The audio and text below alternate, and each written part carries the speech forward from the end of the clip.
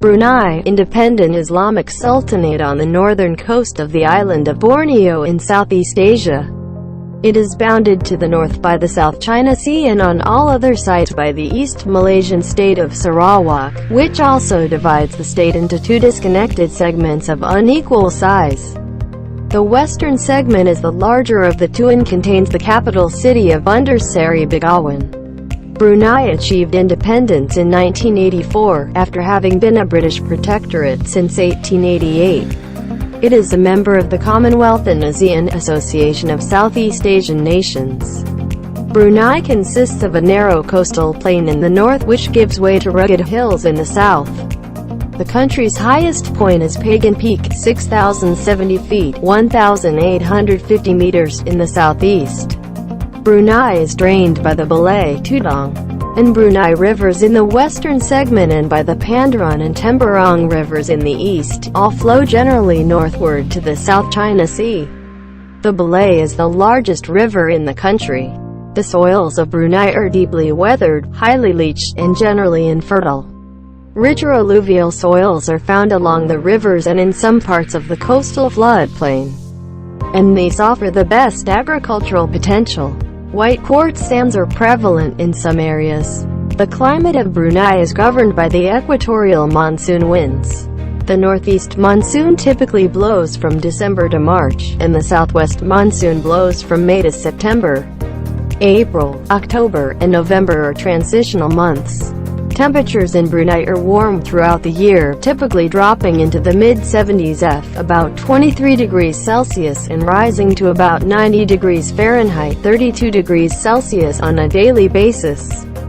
Precipitation averages about 115 inches 2,900 millimeters annually in the coastal areas but can exceed 150 inches 3,800 millimeters farther inland. Rainfall is generally heavier from October to January and lighter from March to August. About 3/5 of the country is covered with virgin tropical rainforest, and the other 1/5 is under secondary forest. The undisturbed rainforest consists mainly of hardwoods of the Dipterocarpaceae family, notably of the genus Sharia, most of which are of commercial value. Large expanses of freshwater and peat swamps are found in the poorly drained lowlands of the Balai and Tutong rivers, while mangrove swamps are common along the lower riverine reaches and sheltered coastal areas. The complex vegetation of the rainforest provides niches for a rich variety of animals, including proboscis monkeys, leaf monkeys, pigtail macaques, gibbons, sun bears, sambar deer, pangolins, bats, and many other mammals. Among Brunei's most notable birds are its Argus pheasants and hornbills. Numerous species of reptiles, including the large reticulated python, inhabit the country's swamps and woodlands. Nearly 2/3 of the population of Brunei is classified officially as Malay. This category, however, includes not only ethnic Malays but also a number of the indigenous peoples, namely the Dusun, Balai, Kedayan, Marut, and Bisaya. Chinese make up about 1/10 of the population. The remainder of Brunei's residents consists of other non-Malay indigenous peoples, such as the Iban or Sea Dayak, various peoples of South Asian descent, and temporary workers primarily from Asia and Europe. The official language is Malay, with English as a major second language. Brunei's population is predominantly Sunni Muslim, although the Chinese usually follow Buddhism, Taoism, Confucianism, or Christianity. Some of the indigenous peoples are Christian, while others follow their own local religions. The forested uplands of Brunei's interior are sparsely populated by indigenous peoples, who practice shifting agriculture. In the country's western segment, the Iban and the Balai generally inhabit the westernmost region near the border with Sarawak, while the Kedayan are concentrated in the central and eastern areas, and the Kadazan live primarily in the rural parts of the east-central region. The Marut and Bisaya have settled mainly in the eastern segment of Brunei. The Malays are distributed in the riverine and coastal villages and towns throughout the country, and the Chinese are concentrated in the urban areas. About two-thirds of Brunei's population is found in and around Bandar Seri Begawan, the capital and largest urban center. The city is located on the Brunei River about 9 miles 14 kilometers from its mouth on Brunei Bay. Adjacent to the modern section of the city is an older part called Kampong Air, where Brunei Malays live in houses built on stilts along inlets of the river. The area surrounding the cities of Kuala Belait and Syria, both in the oil-rich zone of the southwestern coast, is the country's next most densely settled region. The population of Brunei is youthful and growing. About 1/4 of the population is under age 15, and roughly half is under age 30.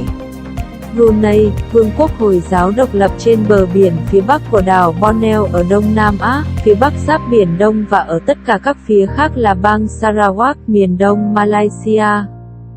Cũng chia bang này thành hai đoạn không bằng nhau có kích thước không bằng nhau, phân đoạn phía Tây là phân đoạn lớn hơn trong số 2 và có thủ đô Bandar Seri Begawan.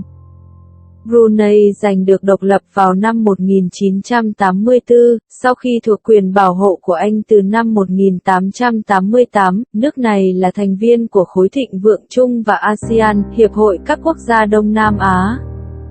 Brunei bao gồm một đồng bằng ven biển hẹp ở phía bắc nhường chỗ cho những ngọn đồi gồ ghề ở phía nam. Điểm cao nhất của đất nước là đỉnh Pagan, 6.070 feet 1.850 m ở phía đông nam.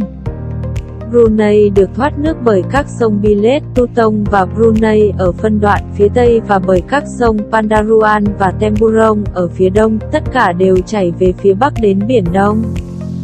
Bilet là con sông lớn nhất trong cả nước, đất của Brunei bị phong hóa sâu, bị rửa trôi nhiều và nói chung là đất bạc màu.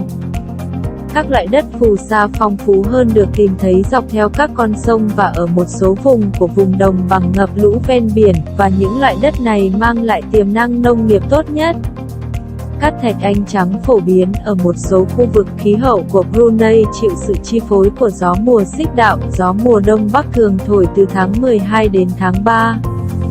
Và gió mùa Tây Nam thổi từ tháng 5 đến tháng 9, tháng 4, 10 và 11 là những tháng chuyển tiếp. Nhiệt độ ở Brunei ấm áp quanh năm, thường giảm vào giữa những năm 70F khoảng 23 độ C và tăng lên khoảng 90 độ F 32 độ C hàng ngày.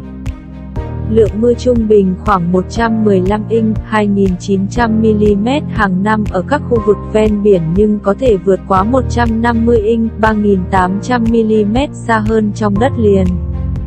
Lượng mưa thường lớn hơn từ tháng 10 đến tháng 1 và nhẹ hơn từ tháng 3 đến tháng 8. Khoảng 3/5 đất nước được bao phủ bởi rừng mưa nhiệt đới nguyên sinh, và 1/5 khác là rừng thứ sinh. Rừng nhiệt đới nguyên sinh chủ yếu bao gồm các loại cây gỗ cứng thuộc họ Dipterocarpaceae, đặc biệt là Chisorea, hầu hết đều có giá trị thương mại.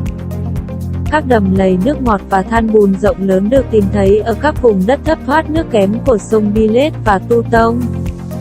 Trong khi các đầm lầy ngập mặn phổ biến dọc theo các vùng hạ lưu ven sông và các khu vực ven biển có mái che. Thảm thực vật phức tạp của rừng nhiệt đới là nơi sinh sống của nhiều loại động vật phong phú, bao gồm khỉ vòi, khỉ ăn lá, khỉ đuôi dài, vượn gấu chó, hươu samber tê, dơi và nhiều loài động vật có vú khác. Trong số các loài chim đáng chú ý nhất của Brunei là gà lôi và chim mỏ rừng. Nhiều loài bò sát bao gồm cả chăn lưới lớn sinh sống trong các đầm lầy và rừng cây của đất nước. Gần 2/3 dân số của Brunei được phân loại chính thức là người Mã Lai. Tuy nhiên, loại này không chỉ bao gồm các dân tộc Mã Lai mà còn một số dân tộc bản địa, cụ thể là Dusun, Bilet, Kedayan, Murut và Bisaya. Người Hoa chiếm khoảng 1/10 dân số. Phần còn lại của cư dân Brunei bao gồm các dân tộc bản địa khác không phải Mã Lai, chẳng hạn như Iban hoặc Si Dayak, nhiều dân tộc gốc Nam Á khác nhau, và công nhân tạm thời. Chủ yếu đến từ châu Á và châu Âu. Ngôn ngữ chính thức là tiếng Malay, với tiếng Anh là ngôn ngữ thứ hai chính. Dân số Brunei chủ yếu là người Hồi giáo dòng Sunni. Mặc dù người Trung Quốc thường theo Phật giáo, Đạo giáo, Nho giáo hoặc Cơ đốc giáo, một số người dân bản địa theo đạo Thiên Chúa, trong khi những người khác theo tôn giáo địa phương của họ. Các vùng cao có rừng ở nội địa của Brunei có dân cư thưa thớt bởi những người dân bản địa, những người làm nông nghiệp du canh, ở phân khúc phía tây của đất nước.